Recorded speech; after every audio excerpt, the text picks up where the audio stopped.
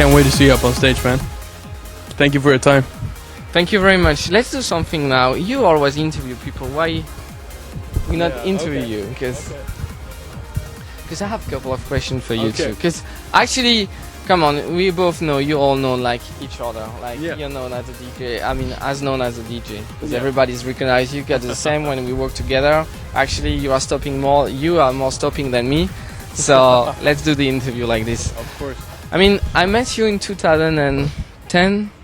In Amsterdam. Yeah, before the energy.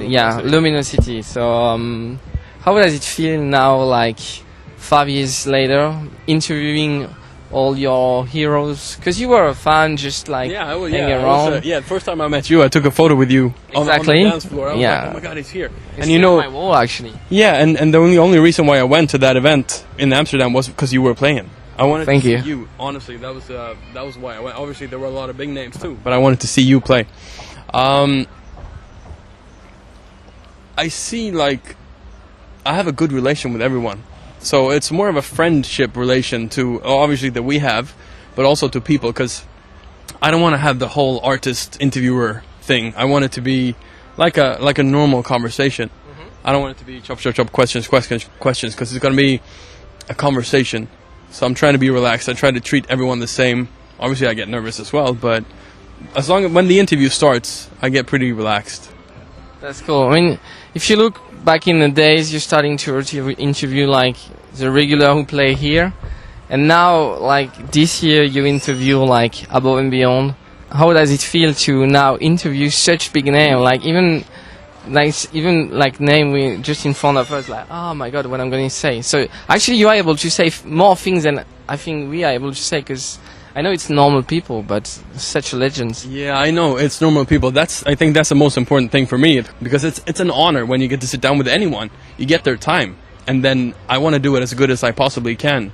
You know, because I have time 10 to 15 minutes with people to be able to ask them what I want, and I want to make it as good as I can. So I actually feel the exact same pressure from myself on every interview. It doesn't really matter who it is, because I want to do as good of an interview as possible with each and every one. Cool. And like even for us, because we made a couple of interviews, obviously, you always find like the tricky question or like the very personal question. How do you prepare all your stuff? You're not coming like randomly and saying, "Hey, let's have a talk." So come on, you can't do this, because you always have like the right question. That's like, why do you ask this question? How do you know this?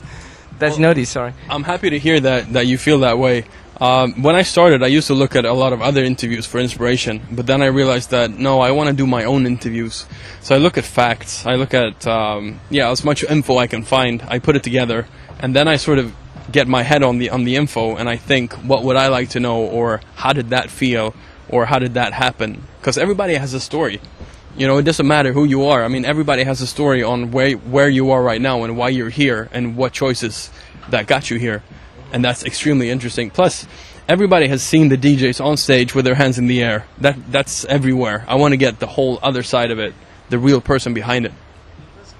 How does it feel right now to be so much known? I mean, your brand obviously is like everywhere. I can play everywhere in the world. I see somewhere like a Kidson, wristbands or necklace. I mean, how does it feel now to have like such a strong name? Because you even expand, because you're not alone right now. You're working with a couple of people all over the world. I think that's a proof of the fact that we're doing something right. Because at Lumi, when I'm walking around, a lot of people are coming up to me and talking about the Above and Beyond interview and how much they liked it, and that they appreciated it, that it was different. And to me, that means the world. Because the whole idea of what I do is to get people to see it. Obviously to appreciate it as well, but to get it out there so as many people as possible can see it. And that makes me happy that people like what I do or what we do, because I love it. You know how much I love this. Yeah, I know. So what can we expect from you in the future now? There's some big changes coming up actually for me. Obviously. But while doing this, I've learned that people or humans that's my interest, and the stories behind, and storytelling is extremely interesting. It doesn't matter who you are actually. I've done interviews with rock stars. I've done interviews with DJs as well. So in August, I'm gonna go back to school and study journalism. Good luck for that, because it's really hard to come back in school after. I mean, if I had to do it, because I was thinking about doing like learning again, it would be very, very hard. So I can imagine, like, how does it feel? Since how long you were not in school? 13 years I haven't been in school. But I think I want to do something that I want to do. Like, this is where I find I'm not a guy who does stuff and just go do it. I want to do it so I know that it's going to be what I want to do. And this kind of feels normal. This feels right now. So I'm ready to fight for it. But I'm still going to travel and do the trance interviews as well, because this is where my heart is. So really good luck for it. Thank you. Because I think you will need a lot of luck. Yeah. And last question. I mean, if you would be able to interview someone, not especially on music, which is the guy you would like to interview, and what would you talk about? That's a good question. Obviously, I have my dream interviews in music, depending on people want to talk what people want to talk about. My real passion is in old school trance, like the early years. So I would like to talk to those guys who were in the beginning, but now they have their new careers, their new kind of styles. So I'm not sure that they would want to talk about what happened back in early 2000s or mid 90s. But that's what I would love to do. But also, I would like to talk to people who come from different social backgrounds, because we live in a pretty good world right now. Both you and I. You live in France, I live in Sweden. We're really protected, and we live in good worlds. You know, we have everything that we need. It would be interesting to get people's perspective who doesn't really have everything that we have, how they look at life, how they look at their future. Very interesting. I'm looking forward for what you're going to bring in the future.